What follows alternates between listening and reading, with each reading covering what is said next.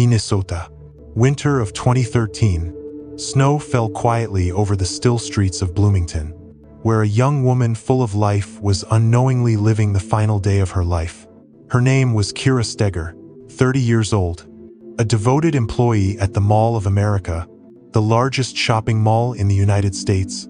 She was always on time, always smiling, and always believed she was building a beautiful future with the man she loved, Jeffrey Trevino. That night, they had dinner together, laughed, played a few games of bowling. They looked like any ordinary couple. But behind those smiles, something was terribly off.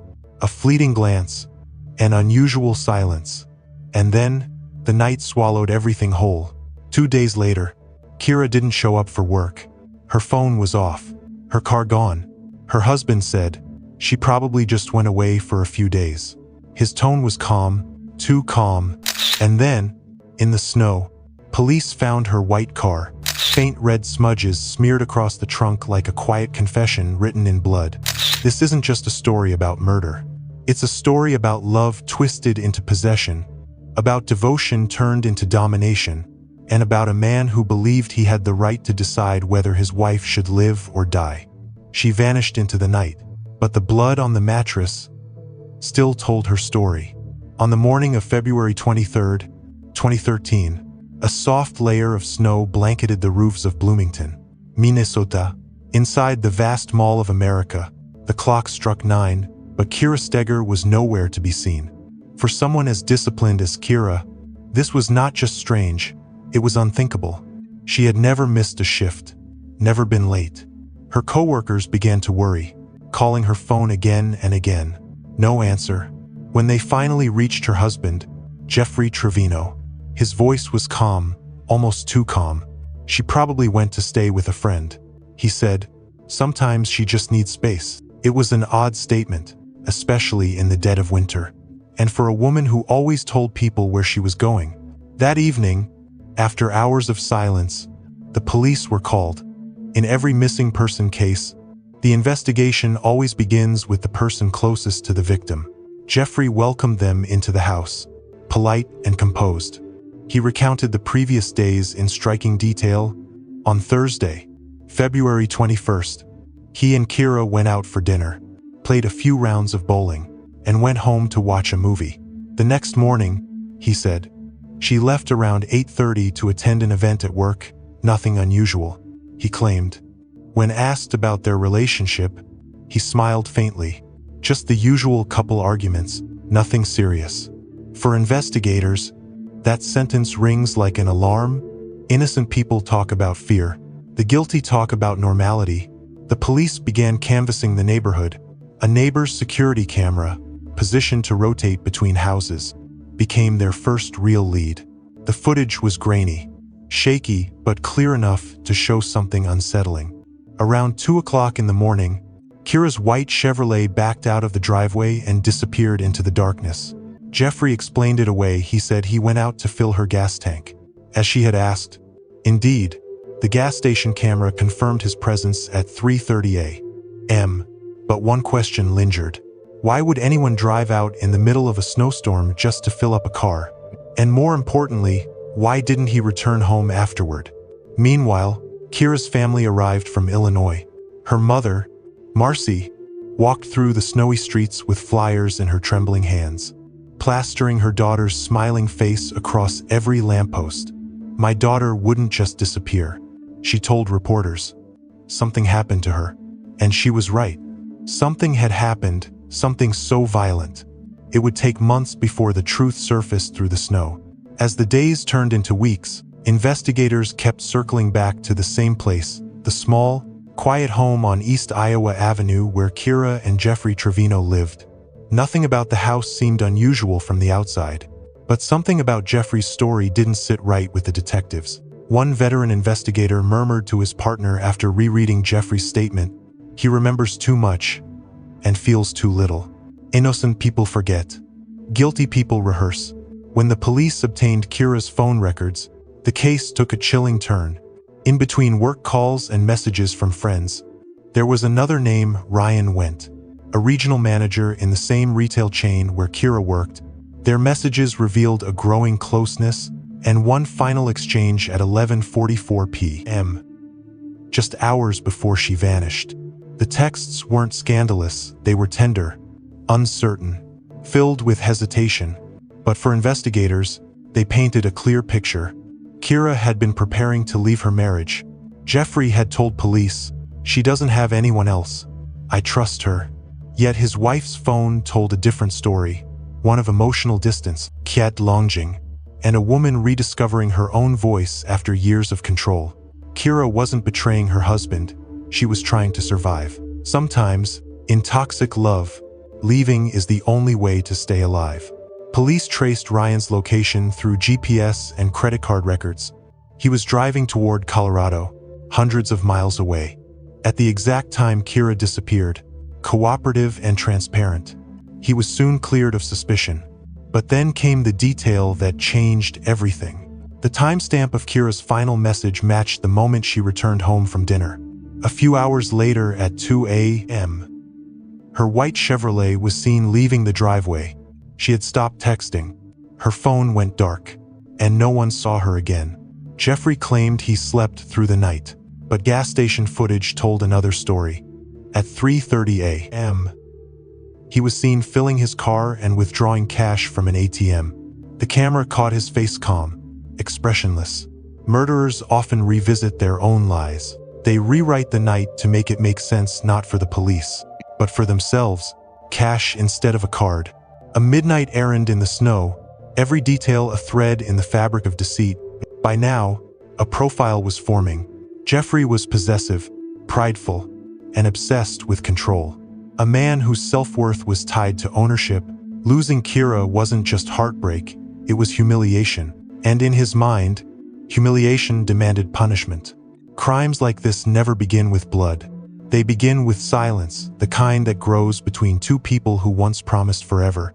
On the morning of February 25, 2013, 3 days after Kira vanished, a call came into the Bloomington Police Department. A security officer from the Mall of America reported a white Chevrolet Malibu that had been sitting in the same parking spot for 2 days, covered in snow. "I was about to call a tow truck," the guard said, "but there's something red on the trunk." When investigators arrived, they brushed away the frozen slush and saw it faint smears of blood, barely visible beneath the frost. Behind the car, half buried in snow, lay a rolled-up trunk liner with dark stains seeping through the fabric. Laboratory tests confirmed what everyone feared. It was Kira Steger's blood. In homicide, blood is the one witness that never lies. It remembers what others try to forget. Inside the car, officers found Kira's purse, containing printed divorce papers downloaded from the internet, unsigned. It was the missing piece of motive investigators had been waiting for. Kira hadn't disappeared. She had been silenced. That same day, police obtained a search warrant for the Trevino home. On the surface, it looked spotless. Too spotless. The bedroom smelled of detergent, the carpet looked freshly cleaned, and the bed sheets had just been changed. When forensic technicians sprayed luminol, the room came alive in a haunting blue glow. Tiny droplets, invisible to the naked eye, lit up across the floor, like constellations spreading from the bedroom. Through the hallway, and out the back door. Kira had never walked out of that house alive. Killers clean because they fear not the law, but memory. They try to wash away the past, yet every brush stroke screams of guilt. On the bedroom wall, investigators found small blood spatter, and under the mattress, hundreds of microscopic stains. Every drop belonged to Kira. Then came the link that tied everything together. In Jeffrey's car, detectives discovered a gas station receipt, timestamped 3:30 a.m. The same time the surveillance camera had caught him fueling up and withdrawing cash from an ATM. The camera showed him wearing a gray hoodie with a white logo on the chest. A few hours later, the same hoodie appeared on a different camera this time, at the mall parking lot, worn by a man dropping off Kira's car before hailing a taxi back home. Every criminal leaves behind a trail. Some leave fingerprints. Others, a logo. I'm going to use my right to remain silent until I can speak to my attorney. Go have a seat then. Attorney wants to know if I'm under arrest. You're not free to go. He says I'm not free to go. That night, police moved in and arrested Jeffrey Trevino. He said nothing. He asked for a lawyer. His silence was the final confirmation of what they already knew. But even with the evidence piling up, one crucial piece was still missing: Kira herself. A murder without a body is a story without an ending. But the blood had already begun to whisper where she was waiting to be found. Weeks passed. Snow began to melt, revealing the gray streets of Minnesota, but not the truth. Despite Jeffrey Trevino's arrest, Kira's body was still missing, and without it, her family clung to a fading thread of hope. Police and volunteers organized search teams across the frozen lakes and wooded trails around Bloomington. They focused on Keller Lake, only a few miles from the Trevino home. Cadaver dogs caught faint traces of scent near the water, but nothing more. Then, one late March afternoon, as the ice began to break apart, a volunteer spotted a black plastic bag tangled in the reeds. Inside were a blood-stained pillow, a shirt, and a bra. DNA confirmed they belonged to Kira Steger. Killers believe they can bury their sins, but the earth remembers, the water remembers, and sometimes they give the dead back to the living. Investigators pieced together what happened. They believed Jeffrey had driven Kira's body in her car, stopped by Keller Lake to dump her belongings, then continued toward the Mississippi River, where he disposed of her remains. He thought the snow and ice would hide everything.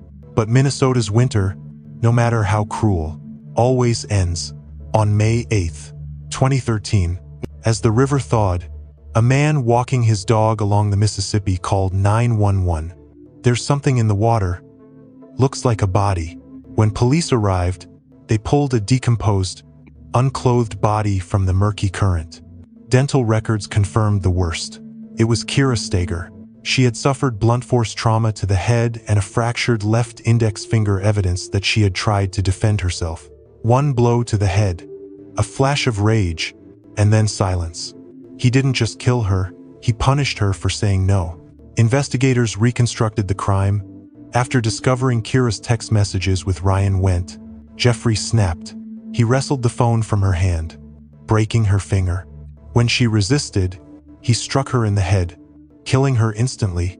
He wrapped her body in a blanket, placed it in the trunk, and drove into the night toward the river. Toward the end, months later, in October 2013, Jeffrey Trevino faced trial. His defense called it a crime of passion, not premeditated murder. But the jury saw otherwise. He was convicted of second-degree murder and sentenced to 27.5 years in prison. Eligible for parole in 2031. During sentencing, Kira's sister said through tears, "He didn't just kill my sister, he destroyed every part of our family that believed in safety, in love, in trust." And her mother, Marcy, looked him in the eyes. "You threw my daughter away like trash into the river, but you will never bury her spirit." The court delivered its verdict, but for the Steger family, justice will always feel incomplete. Because no prison sentence lasts as long as grief. The courtroom that day felt colder than any Minnesota winter, not because of the temperature, but because of the silence that filled it. Jeffrey Trevino stood before the judge, his face as still as stone. No tears, no apology, only a hollow calm that chilled everyone in the room.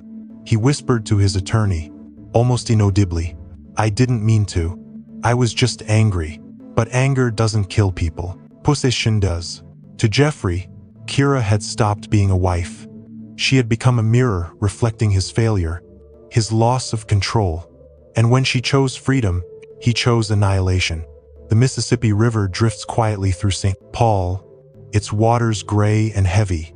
They say water washes everything away, but there are sins it can't drown. They rise again every time the truth surfaces. Kira's family left the courthouse in tears. There was no victory, no sense of peace, only the dull ache of permanence. Her mother, Marcy, told reporters, "He might walk free one day, but we'll never escape this prison, the one built from memories of her voice, her laughter, her absence." Justice can punish a man, but it can't bring warmth back to an empty home. And that's the cruelest truth of all. Then, His tone softens, no longer analytical, but deeply human. If you are in a relationship that makes you afraid, walk away before the silence becomes permanent. And if you see someone trapped in that kind of fear, speak up, because silence can be its own kind of crime. Don't let Kira's story fade. Share it not for the horror, but for the warning it carries. Every story told keeps one more heartbeat alive. And maybe, just maybe, that's how justice begins.